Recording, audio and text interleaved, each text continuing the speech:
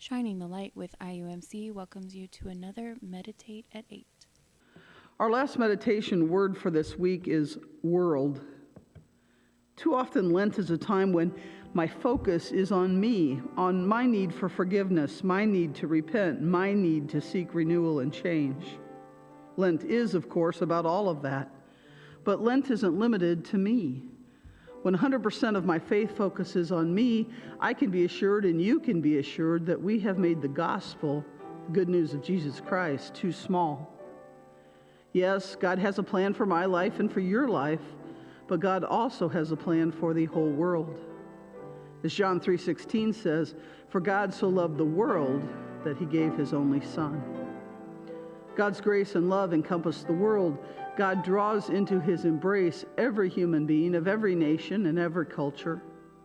In fact, God's love is for all of God's creation, humans, animals, and even the trees, rivers, and mountains. Every living thing is drawn into God's great plan of rescue, restoration, and reconciliation.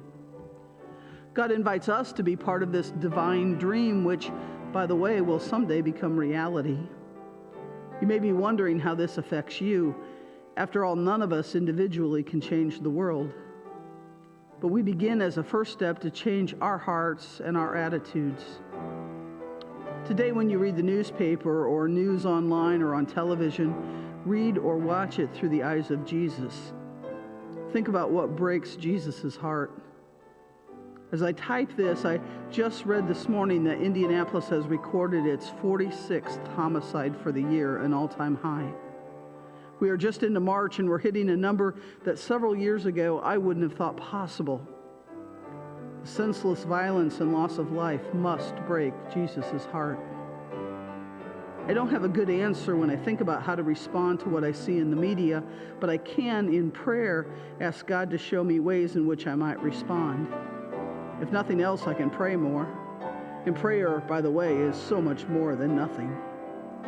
If nothing else, I can be a little nicer to the people I meet. Kindness has a ripple effect.